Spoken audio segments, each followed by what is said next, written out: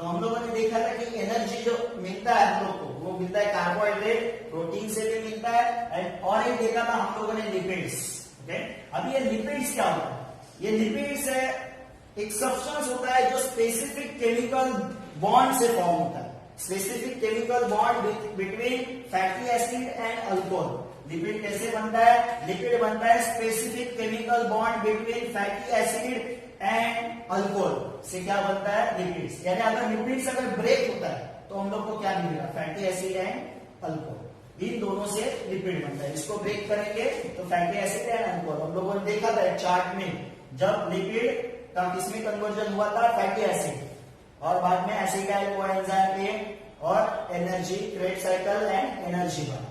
Okay, तो lipids fatty acid and alcohol के बीच में एक स्पेसिफिक केमिकल बॉन्ड होने से लिपिड्स बनता है। अभी यहाँ पे जो फैटी एसिड जो बनता है उसके क्या क्या यूजेस है?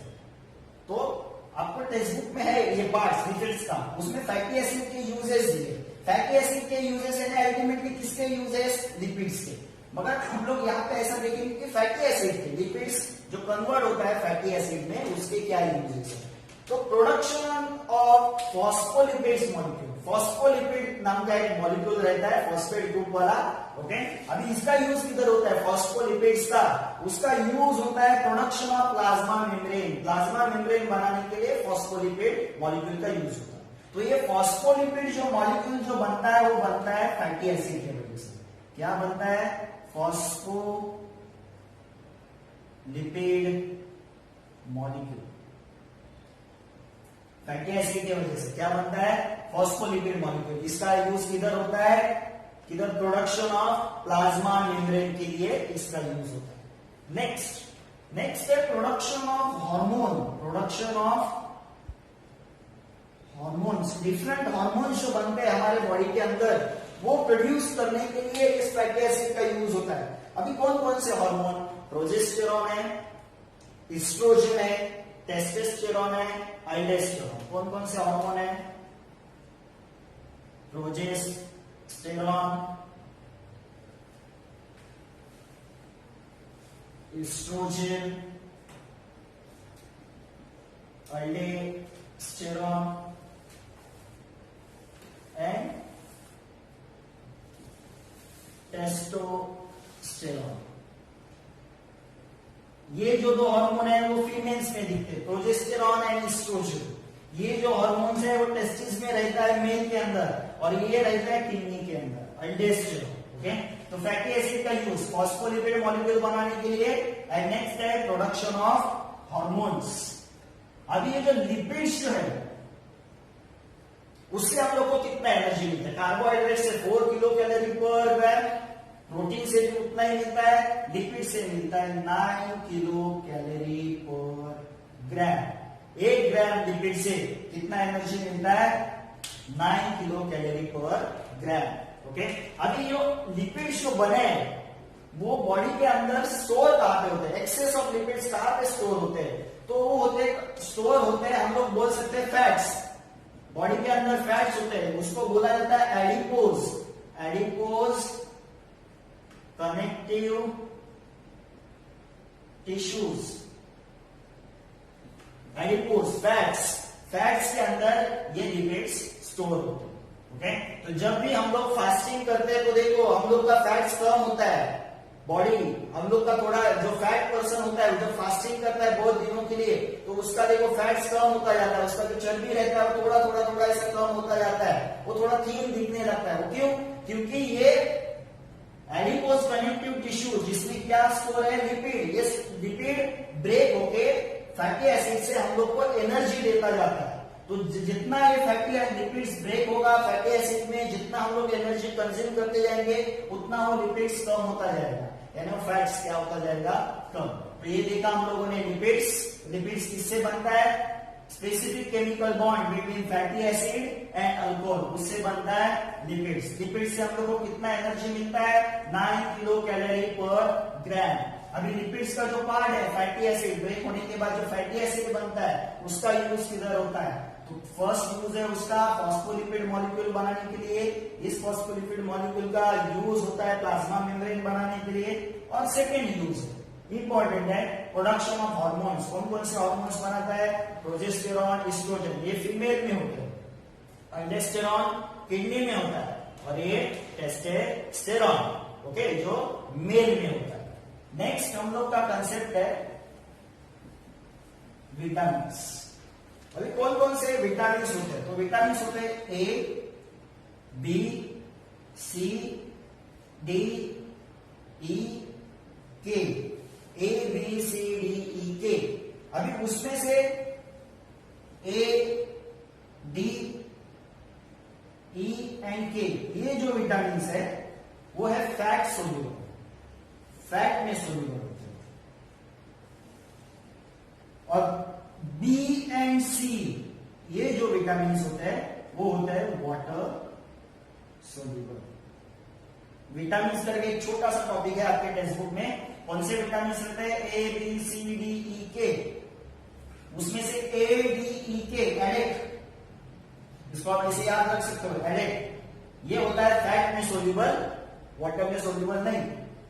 एंड बी एंड सी, ये जो विटामिन है वो वाटर सोल्यूबल है। अभी विटामिन यानी क्या? विटामिन की क्यों जरूरत होती है? विटामिन यानी क्या? A group of heterogeneous compound. Heterogeneous यानी क्या? अलग अलग कंपाउंड, सेम कंपाउंड में अलग अलग कंपाउंड जब ज्वाइन होते हैं, ग्रुप यानी बहुत सारे हेटेरोजीनियस कंपाउंड ज्वाइन होके क्या बनता है? विटामिन। और ये विटामिन की जरूरत क्यों होती है? Proper operations of various process in the body. Body के अंदर जो डिफरेंट बायोलॉजिकल प्रोसेस होते हैं ओके, वो प्रोसेस होने के लिए, डिफरेंट जो प्रोसेस बॉडी के अंदर होते हैं वो प्रोसेस ठीक से होने के लिए इन विटामिन की जरूरत होती है। विटामिन क्या होता है? Group of heterogeneous compound, group of heterogeneous compound. इस विटामिन की जरूरत होती है प्रॉपर प्रोसेस होने के लिए, बॉडी के अंदर डिफरेंट प्रोसेस प्रॉपर तरीके से होने के लिए। ओके, विटामिन के टाइप्स देखे हम लोगों ने, ए बी सी डी के। एडेक्ट जो है ए डी ई के फैट सोल्यूबल है, बी एंड सी क्या है? Water soluble. ओके, अभी और एक हम लोगों ने देखा था इसमें FADH2 एंड NADH2, ये हम लोगों ने प्रीवियसली देखा था। Energy production through aerobic respiration, उसमें देखा था, ये दो बने थे FADH2 एंड NADH2। अभी FADH2 जो है वो बनाने के लिए रिबोफ्लाविन जिसको बोलते हैं विटामिन B2, इसका यूज होता है ये बनाने के लिए FADH2। एंड NADH2 बनाने के लिए जो विटामिन यूज होता है उसका नाम है निकोटिनामाइड, इसका नाम है B2। ओके, ये विटामिन बी के ही टाइप्स है, रिबोफ्लाविन एंड निकोटिनामाइड। तो FADH2 बनाने के लिए इसका यूज होता है, इस विटामिन का, एंड NADH2 बनाने के लिए इस विटामिन का यूज होता है। तो विटामिन हो गया, विटामिन यानी ग्रुप ऑफ हेटेरोजीनियस कंपाउंड, और इस विटामिन की जरूरत होती है बॉडी में जितने भी प्रोसेस है वो ठीक तरीके से होने के लिए। विटामिन के टाइप देखे हम लोगों ने, A B C D E के। ओके, उसमें से ए डी ई के एडेक्ट fat soluble, B and C water soluble. Okay, and ये जो हम लोगों ने एंजाइम जो बने थे एरोबिक रेस्पिरेशंस में, FADH2 flavin adenine dinucleotide and nicotinamide adenine dinucleotide, ये दोनों बनाने के लिए इस विटामिन की जरूरत होती है, रिबोफ्लाविन, और ये बनाने के लिए निकोटिनामाइड, ये विटामिन की जरूरत होती है। नेक्स्ट हम लोग का जो टॉपिक है वो है सेल डिवीजन। हमारे बॉडी के अंदर सेल कैसे डिवाइड होता है, मगर वो सेल डिवीजन सीखने से पहले हम लोग को क्रोमोसोम के बारे में पता होना चाहिए। ओके, तो हमारा टॉपिक है क्रोमोसोम। हमारे सेल के अंदर कितने क्रोमोसोम होते हैं? 46। 46 क्रोमोसोम होते हैं ह्यूमन बीइंग के अंदर, ओके। और वो क्रोमोसोम रहते हैं ऑलवेज पेयर्स में, तो 46 का कितना पेयर्स होगा? 23 पेयर्स। पेयर यानी एक पेयर में 2 होता है, तो 46 क्रोमोसोम रहते हैं और वो पेयर में रहता है ऑलवेज, यानी 2-2 का जोड़ी रहता है, तो वो कितने हो गए पेयर्स? 23। अभी इस 23 में जो है फर्स्ट जो 22 है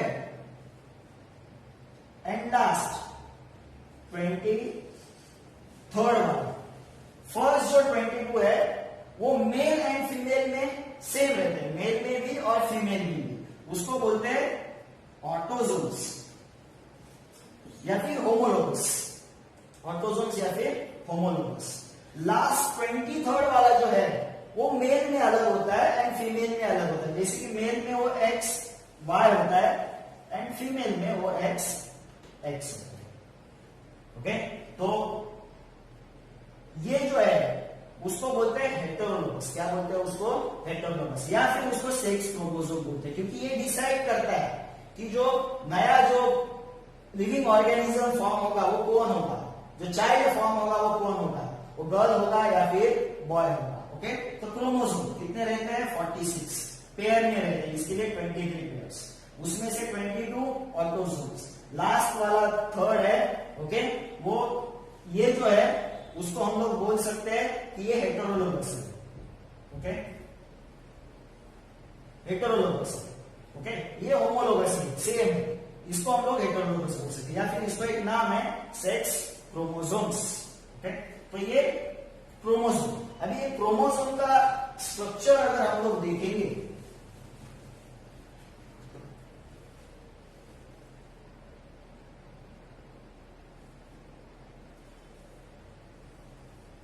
कुछ इस तरीके का उसका स्ट्रक्चर होता है क्रोमोसोम का।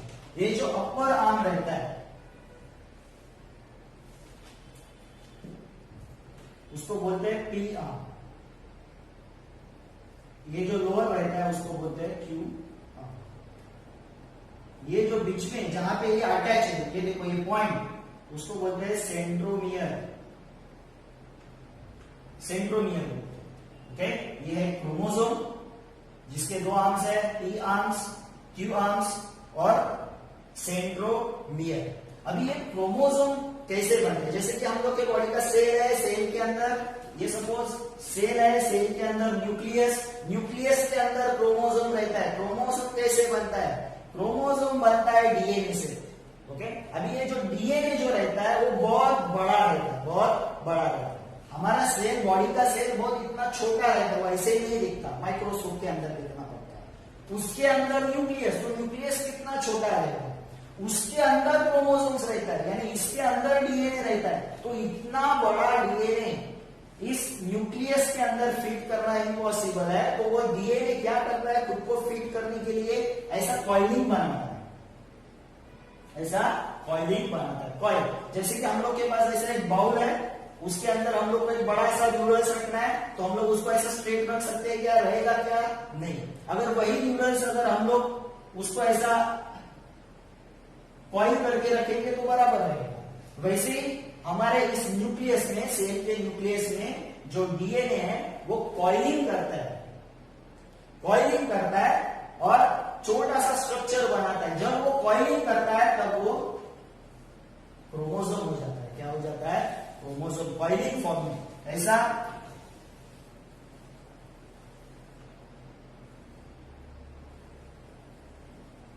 ऐसा कॉइलिंग करता है और बनाता है क्रोमोसोम। क्रोमोसोम फॉर्म में वो आ जाता है, ओके।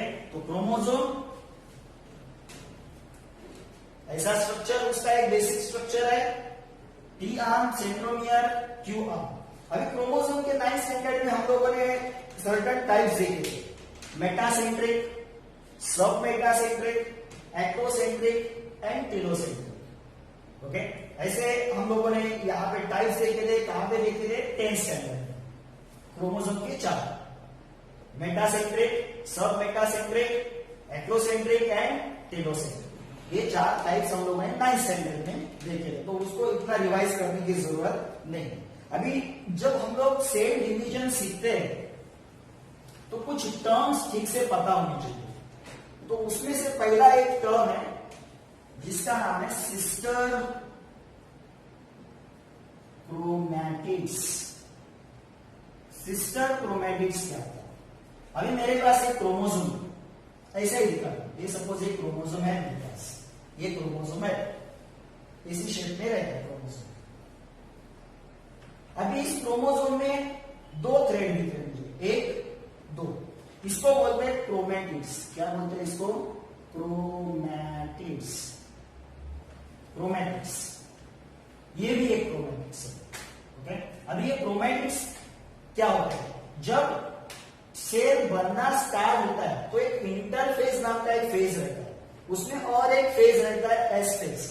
तब ये सेल जब बनना स्टार्ट होता है तो एस फेज में न्यूक्लियस के अंदर जो डीएनए जो रहता है वो रेप्लिकेट होना स्टार्ट होता है, यानी एक डीएनए का दूसरा डीएनए बनेगा, सेम टू सेम। ओके, उसको बोलते हैं, जो रेप्लिकेशंस है उसको बोलते हैं क्रोमैटिड्स बनते हैं। क्या बनते हैं? क्रोमैटिड्स। ओके, तो ये मेरे पास क्रोमोसोम है, तो उसके अंदर दो क्रोमैटिड्स है, ये दो, तो इन दोनों क्रोमैटिड्स को बोला जाता है sister chromatids. Sister chromatids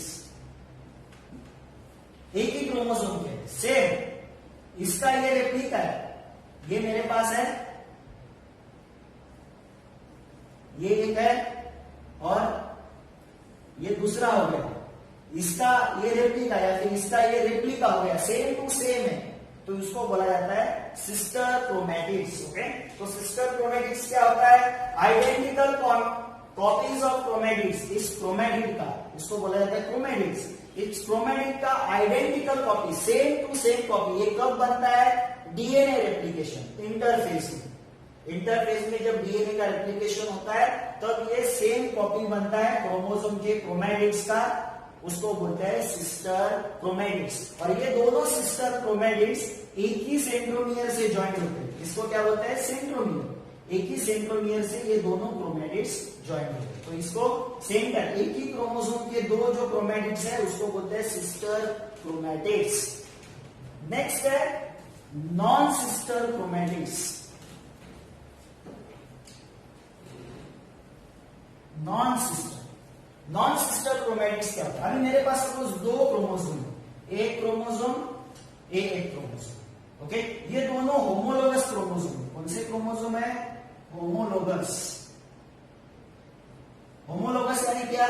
same chromosome, मगर एक मदर का है और एक फादर का। ओके, सेल के अंदर, न्यूक्लियस के अंदर जो क्रोमोसोम रहते हैं मदर एंड फादर के, बहुत सारे ऐसे कितने क्रोमोसोम है? फर्स्ट 22 क्रोमोसोम जो है वो सेम रहता है, मदर में भी फादर में भी। उस 22 में से ये मेरे पास क्रोमोसोम है, क्रोमोसोम का पेयर है। ओके, एक मदर का, एक फादर का, सेम क्रोमोसोम, दोनों सेम। अभी इसका जो क्रोमैटिड्स है, ये वाला क्रोमैटिड्स एंड इस क्रोमोसोम का क्रोमैटिड्स, इन दोनों क्रोमैटिड्स को बोलते हैं नॉन सिस्टर क्रोमैटिड्स। ओके, ये एक क्रोमोसोम है, एक क्रोमोसोम, दोनों होमोलोगस है, दोनों क्रोमोसोम सेम है, मगर एक मदर का है, एक फादर का है, तो उसका, इसका एक क्रोमैटिड्स एंड इसका एक क्रोमैटिड्स, उसको बोलते हैं नॉन सिस्टर। ये भी ले सकते हैं, ये या फिर ये कैसा भी ले सकते हैं, ये और ये भी नॉन सिस्टर हो गया, ये और ये भी नॉन सिस्टर हो गया, ऐसा कुछ नहीं, कौन से भी दो क्रोमैटिड्स ले सकते हैं, तो ये हो गया non sister chromatids. Okay, next इसका जो कंसेप्ट है वो आता है ड्यूरिंग द सेल डिवीजन, वो है ओवरलैपिंग। अभी ओवरलैपिंग, ये मेरे पास सपोज क्रोमोसोम है,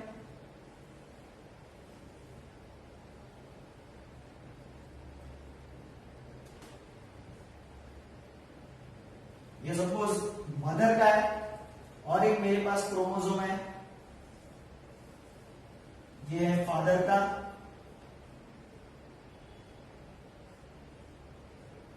ये ओवरलैपिंग होता है मियोसिस में, माइटोसिस में नहीं होता, मियोसिस में। ओवरलैपिंग यानी क्या? ओवरलैपिंग में क्या होता है? हम लोग बोलते हैं कि हम लोग के जितने भी कैरेक्टर्स है मदर एंड फादर के, वो एक्सचेंज होते हैं। ओके, और इधर आते हैं, नेक्स्ट जनरेशन में आते हैं, तो ये जेनेटिक कैरेक्टर एक्सचेंज कब होता है? क्रॉसिंग में, क्रॉसिंग, या फिर उसको बोलते हैं ओवरलैपिंग।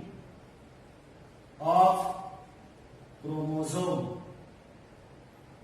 ओवरलैपिंग ऑफ क्रोमोसोम यानी क्या, ये क्रोमोसोम इसके ऊपर ओवरलैप होगा। अभी ओवरलैप होता है यानी क्या होता है, तब इसका और इसका जेनेटिक कैरेक्टर ट्रांसफर होता है। इसका जेनेटिक कैरेक्टर इसमें आता है, इसका जेनेटिक कैरेक्टर इसमें जाता है। ट्रांसफर ऑफ जेनेटिक कैरेक्टर उसको बोलते हैं ओवरलैपिंग। तो क्या होता है, जब ओवरलैपिंग होता है तो चार तरीके के गैमेट्स बनते हैं। कैसे गैमेट्स बनेंगे, ये देखो, अगर ये इधर आया और ये इधर चला गया तो क्या हो जाएगा, ये हो जाएगा स्मॉल ए, ये हो जाएगा कैपिटल ए। सिर्फ मैंने ऐसे ही दिखाने के लिए, समझने के लिए ऐसा लिखा है। तो हम लोग के पास अभी चार गैमेट्स बनेंगे। कौन से चार गैमेट्स बनेंगे, 1 2 3 4। ओके, पहला बनेगा बी ए, ऐसा एक गैमेट्स बनेगा।